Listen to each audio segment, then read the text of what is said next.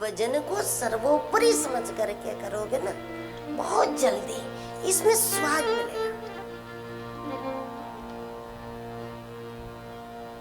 जब स्वाद आता है जिसको, उसको इससे बड़ा कोई काम ही नहीं लगता, इससे अच्छा कुछ नहीं लगता। और सही में भजन से मीठा कुछ नहीं।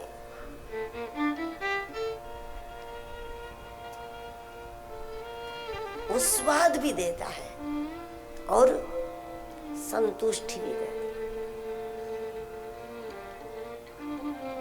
और सबका अनुभव है कि जिसने नाम धन न कमाया हो और चाहे जितना धन कमा ले तो व्यक्ति कहीं पर भी रुक नहीं सकता,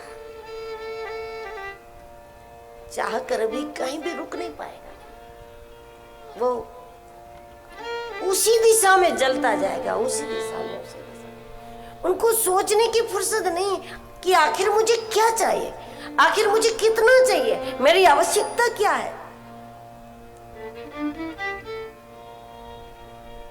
यहाँ तक कि 2-4 पीढ़ी के लिए तैयार हो गया हो, उसके बाद भी यदि झूठ बोलने से मिल जाता है 1,00,000-2 लाख तो वो बोल देंगे, क्योंकि उसकी गति रुक नहीं पा रही।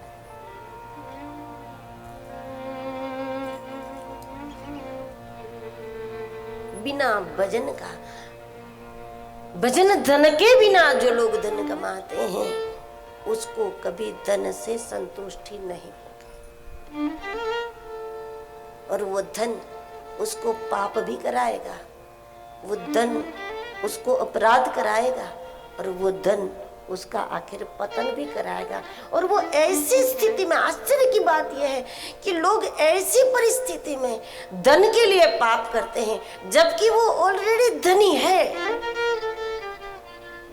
ऐसी कोई बात ही नहीं कि खाने को नहीं है, उसके पास रोटी नहीं है, उसका व्यवहार नहीं चलता, उसको जो चाहिए वो नहीं है, पहनने का नहीं है, ओढ़ने का नहीं है, खाने का नहीं है, बिछाने को नहीं है, ऐसी तो कोई बात ही नहीं है।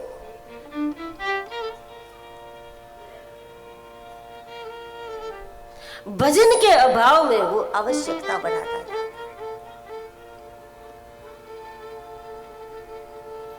भागवत में अत्यंत निकट परमात्मा, अत्यंत निकट परमात्मा है, फिर भी वो न दिखे इसके मूल कारण सुखदेव जी ने 3 बताए हैं: अत्यंत आवश्यकता, अत्यंत निंद्रा और अत्यंत व्यवहार। अनावश्यक व्यवहार भी नहीं बढ़ाना चाहिए।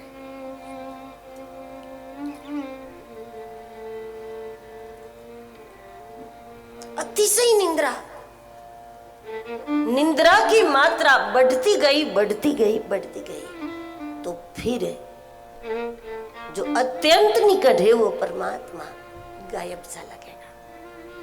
सुखदेव जी इसके 3 कारण बताते। अति निंद्रा, पर्याप्त निंद्रा न करे वो भी अध्यात्म में अवरोधक है, और अति निंद्रा भी अध्यात्म में अवरोधक है। अति भोजन अध्यात्म में अवरोधक है, और पर्याप्त भोजन ग्रहण न करें ये भी अध्यात्म में अवरोधक बना। अति खा लेना, अब कुछ लोग कहते हैं हम एक ही बार पाते हैं, पर वो मात्रा कितनी?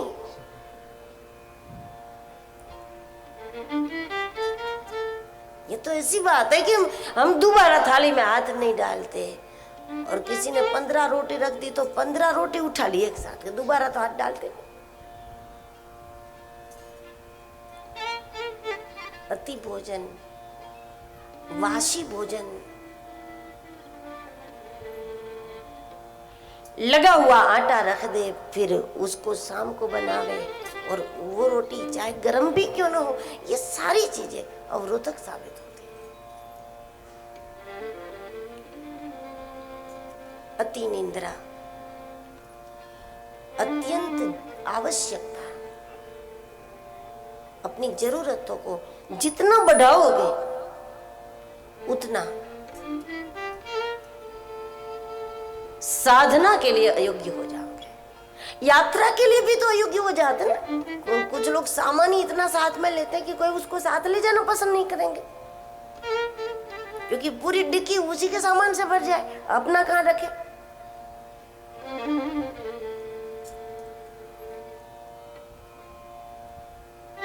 अत्यंत आवश्यकता में यात्रा करना मुश्किल है, तो अत्यंत आवश्यकता में साधना करना भी मुश्किल है।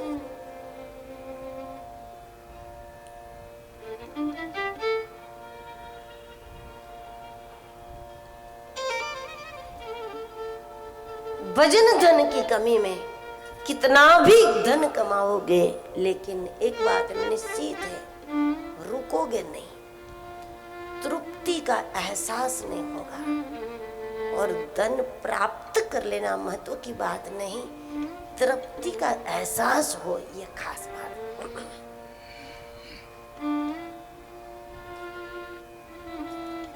बिना नाम धन का धन कमावे तो तृप्ति नहीं।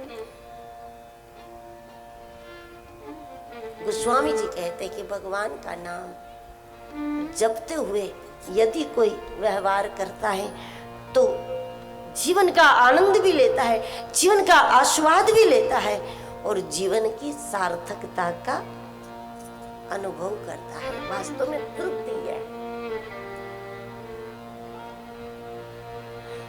बड़ी सुंदर बात तुलसीदास जी ने लिखी विनय पत्रिका में। वो सीता जी से कहते हैं कि राम जी को कहना कि बाहर आपका एक दासी का दास है जिसका नाम तुलसी है, प्रभु आप उसे अपनाओ।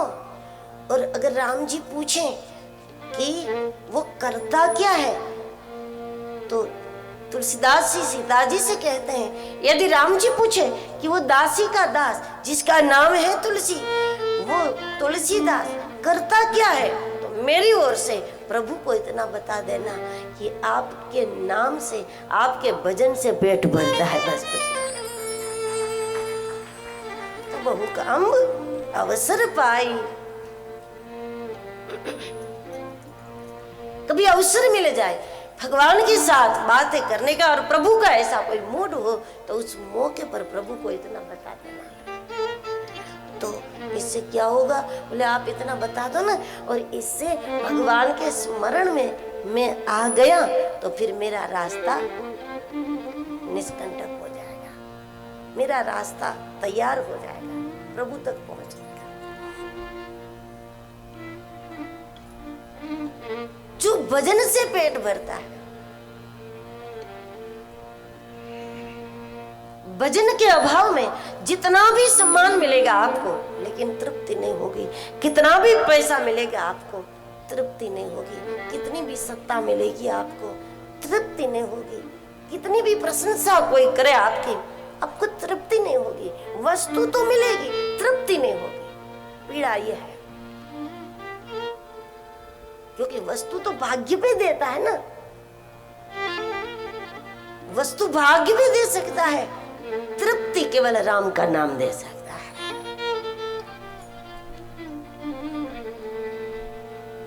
भजन के साथ जो कुछ मिले, वो जितना भी मिल गया उसमें हमें स्वाद मिलता है कि ये प्रभु की कृपा है, नहीं तो हमें क्यों इतना मिलता।